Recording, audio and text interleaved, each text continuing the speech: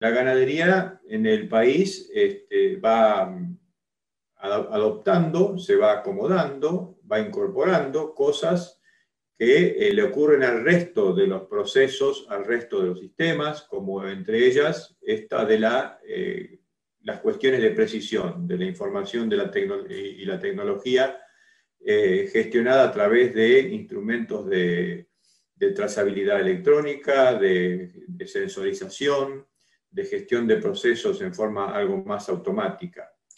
Esto se enmarca dentro de las tendencias globales que hay asociado al sector de la producción de carne a nivel mundial.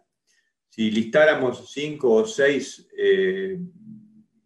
procesos y desarrollos que están incorporándose en la ganadería del mundo, veríamos que una temática importante, un eje transversal en las ganaderías, sobre todo de los países que hacen exportación y de productos diferenciados o de productos de calidad, tiene que ver con la gestión automática remota, instrumentos para tomar decisiones en tiempo real y sobre todo asociado a la administración, al manejo del individuo, o sea, lo que se llama la gestión individual. Sobre eso voy a volver luego. Una temática cruzada y muy relacionada con la primera es la de la gestión para la conversión, el uso de la genética y sobre todo la genética objetiva para mejorar aspectos de conversión de la alimentación, encontrar estos problemas de la dispersión alrededor de la conversión del alimento, tanto sea forrajes como alimentos concentrados. Otra área temática no menor es toda la asociada a mirar el animal desde adentro, no solamente desde el aumento del peso del peso vivo o del rendimiento de la carcasa, sino también de la contribución de las masas musculares a la carne, o sea, el rendimiento carnicero, medida a través del área de ojo de bife, del espesor de grasa, o sea, se ve cada vez más incorporación de estos atributos, de estas componentes del producto en las estructuras de los sistemas de producción, en la toma de decisiones, en la gestión, o sea, elementos para mejorar la eficiencia y homogeneizar el producto. Una tendencia creciente también en la sustitución de antibióticos u otros elementos con una percepción social no demasiado positiva al respecto o que puede ser muy mejorables respecto de los actuales. Entonces vemos una ola de nuevos insumos que hacen a aumentar las eficiencias y promover a su vez inocuidad y sostener calidad de tipo nutricional, organoléptica, higiénico-sanitaria.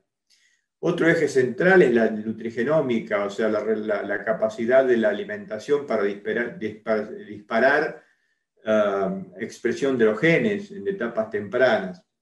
Y por supuesto, no menor, sobre todo en los últimos tiempos, un aceleramiento en la temática del aseguramiento o las garantías de higiene y seguridad, higiene y salubridad, inocuidad del producto en sentido amplio. Todas estas, desde la segunda hasta la sexta, todas requieren de la primera, o sea, es muy difícil gestionar con eficiencia el individuo si no se lo conoce, si no se lo puede identificar. En Argentina, una de las primeras cosas que aparece cuando uno trata de encontrarse con estos conceptos de identificación, de trazabilidad, es que, bueno, justamente en la medida en que uno cosecha información individual o del individuo a lo largo del sistema de producción, una de las cosas interesantes es que puede, por ejemplo, trazar hacia atrás, o sea, encontrar cuestiones o atributos que se expresaron en la carne, que se expresaron en las etapas finales, en las que están más próximas al consumidor, atributos verificables o modificables, o digamos, posibles de manejar en las etapas tempranas. Entonces, si podemos mirar los individuos desde el final, podemos tomar decisiones luego a través de sus relaciones con sus parientes y encontrar también la problemática de la dispersión. En este gráfico, en la curva de la campana de arriba, se ve como en un engorde a corral, donde los animales terminaron una etapa de 90 días a 1,370 kg, había animales que aumentaban menos de 1 kilo y otros que aumentaban 2 kilos. Entonces esa diferencia no es solamente una diferencia de que algunos comen más y por lo tanto aumentan más y otros comen menos y aumentan mucho menos. Hay además allí una diferencia importante en conversión, evidentemente. O sea, ningún animal puede comer el doble que del otro en una situación de similar peso y similar edad y similar oferta energética. O sea, evidentemente para producir el doble, algunos de estos no han comido el doble, o sea que son más eficientes. Lo mismo ocurre cuando miramos esa dispersión alrededor del rendimiento. O sea, acá dice que el rendimiento fue del 59%, pero había animales que rendían 56, 55 y otros que estaban arriba del 60%. Y no es menor para la calidad y la rentabilidad del negocio, sobre todo para el productor, para negociar su producto, que un animal rinda al gancho el 60% o más o rinda por debajo del 58%. Esos 2-3 puntos son resultado neto, ¿no es cierto? Los sistemas que van apareciendo entonces son de diversa índole. Yo mencioné los de balanza de pesado al paso, pero también están los de lectura de condición corporal con imágenes. Eso va creciendo mucho, probablemente tienda a reemplazar el sistema de balanza, o sea, estimar condición de la vaca, detectarla, estimarle el peso incluso al individuo sin tener la complejidad de una balanza. Y por supuesto la sensorización para detectar oferta de forraje, calificar oferta de forraje, o puntos críticos en ambientes muy remotos como pueden ser disponibilidad de agua, señales y sistemas de alerta para monitorear a la distancia bebederos, tranqueras, algunos puntos clave, ¿no? O bombas de agua.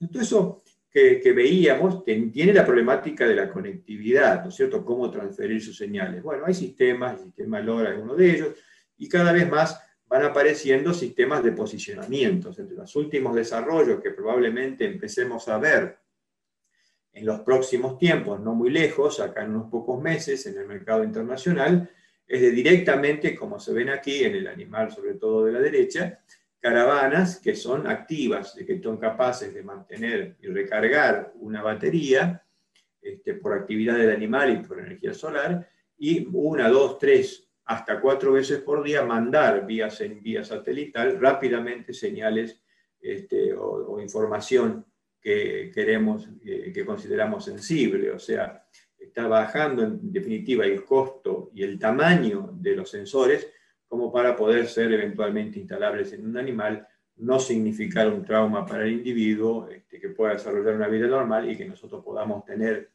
información en tiempo real, en bastante continua, de estos individuos. O sea, estos desarrollos incluso han explotado en los últimos 10 años, 8 años, 2 años atrás no conocíamos, 3 años no conocíamos que estoy mostrando, y ya está en más de 150 países siendo objeto de prueba, ¿no es cierto? Incluyéndonos, probablemente dentro de unos pocos meses estemos testeando también este dispositivo. Volviendo al concepto de lo más importante, que es la gestión de los datos y por qué queremos al individuo, porque es muy interesante el salto tecnológico que eso proveería.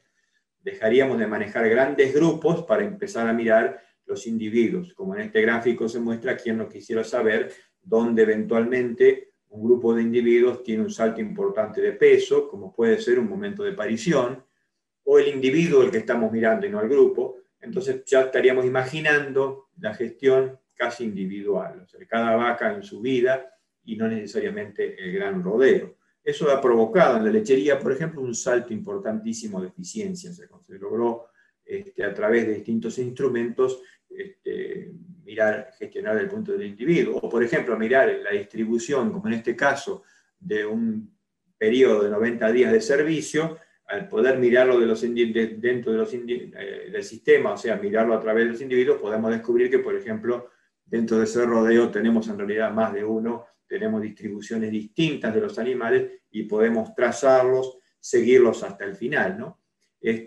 Para ellas, llegando al final de esta pequeña presentación, las implicancias que tiene la tecnología del seguimiento individual nos permite empezar a conocer cosas importantes. La Argentina hace 2 o 3 años ya se introdujo en esto de medir las eficiencias de conversión, el consumo residual, Bueno, en este mapa vemos, por ejemplo, la gran dispersión alrededor de ese concepto del consumo, o sea, los animales que comen más de lo esperado o que comen menos de lo esperado para un determinado aumento de peso.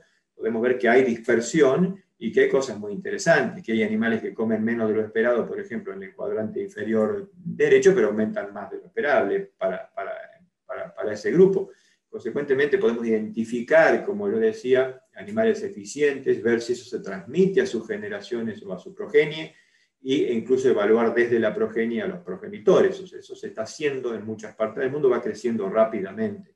Y veamos allí, o por ejemplo, podemos entender las implicancias que puede tener. Por ejemplo, en este ejercicio, un grupo versus otro, uno de alta, digamos, de baja eficiencia versus otro de una eficiencia mayor, o sea, de menor consumo por unidad de kilo producido, podemos ver que el de que dice bajo RFI convertía a 5:1, cuando los otros convierten a 6,2:1, hay un 20%, 21% de ahorro de alimento en este ejemplo, ¿no? Hay muchísimos ya ejemplos de Argentina.